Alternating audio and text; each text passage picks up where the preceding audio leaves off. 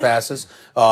He has not been awful by any stretch of the imagination, but he hasn't been electrifying either. I mean, Justin Herbert came out of block, throwing bombs and what have you. We'll see as the season progresses, but I've been very impressed with Tua from the standpoint that he came into this league with durability as a question mark. That hasn't been an issue thus far, and we obviously know that he was an accurate thrower in college, and thus far, we've seen him throw some pinpoint passes, and we got to give respect where respect is due right now. He's 3-0 as a starter. We have to respect that. But a couple of those games, he completed 55% of his passes one game, 60% another.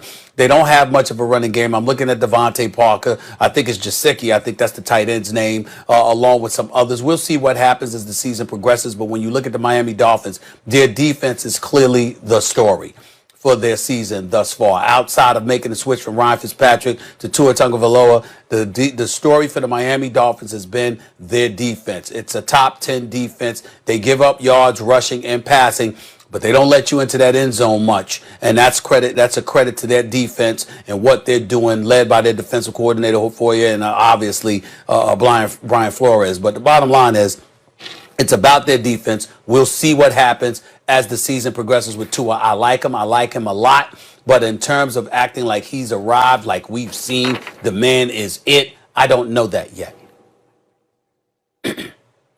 I think he's the real deal. He looks like the real deal to me. And, you have teams with really good defenses. They can't get anything done on the offense, and they lose games. He's 3-0. Now, the defenses he's faced so far is kind of very representative of the NFL. An elite one in the Rams. So, and by the way, why would you start him against Aaron Donald? Play one. Here comes Aaron Donald. He's body slammed, gets up, doesn't try to do too much, throws one nice pass for a touchdown, and otherwise game manages, right? That's good. That showed me something. And then since then, he won if not a shootout, a higher scoring type of game in Arizona against an excellent young quarterback, where I wouldn't say he was outplayed.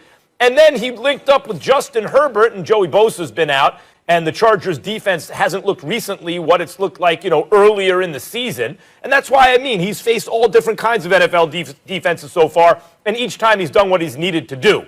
He's been around, because under 100 yards against the Rams, it's his first time touching the ball in the NFL. He's been around a 200-yard, 2-touchdown, no interception guy, right? I wouldn't say he outplayed Herbert. I know some people felt that way. I think Herbert is better than Tua so far, but he didn't get outplayed by Herbert either. Herbert had to play his defense, which is a better defense.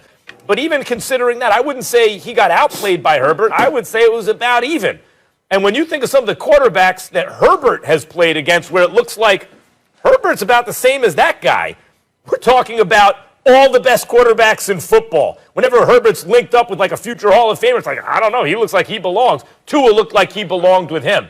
So I don't know, when you get a guy who's really hasn't been outplayed in spite of facing Herbert and Kyler Murray and the Rams defense, and is 3-0, 5 touchdowns, no interceptions, hasn't tried to do too much when he hasn't needed to, when he's needed to be calm and steady, at other times has made the throws he's needed to make.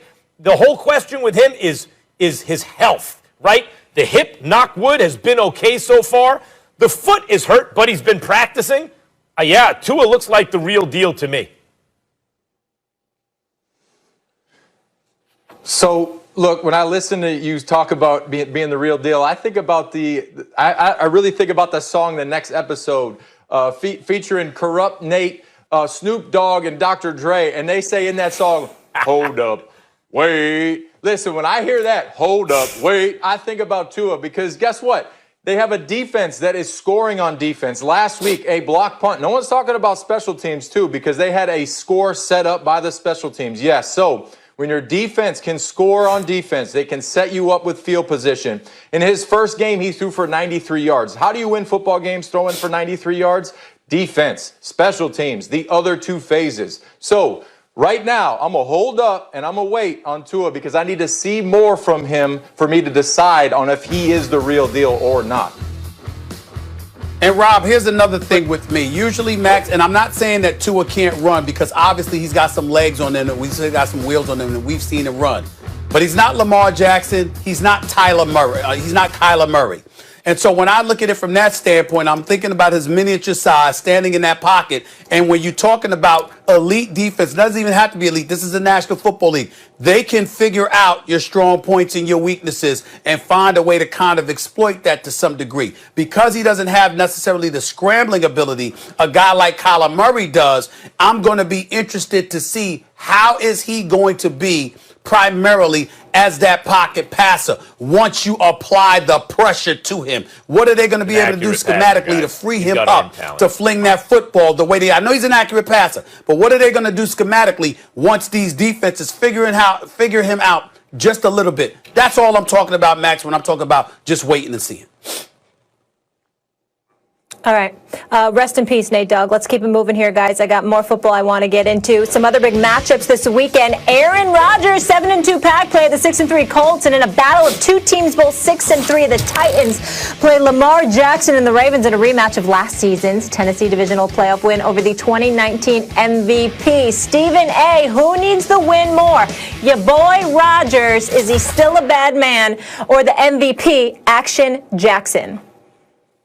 Well, first of all, Aaron Rodgers is always a bad man. I never fade from that. But I would still say that the Green Bay Packers need it more, only because of the conference that they're in. When we're looking at L.A., we're looking at Seattle. We can't dismiss Arizona. We see New Orleans and Tampa.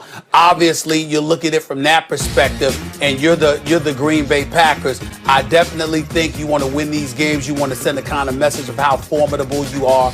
That's how I view them right now. It's not because they need it more than Indy in terms of record-wise. I'm just looking at the conference that they're in and the competition that they've got awaiting them. Rob, I'll give it to you. I'll just say this one thing. Yep, the conference. What about the division they're in? You know, where are the Pittsburgh Steelers for Aaron Rodgers? I think Lamar needs it more.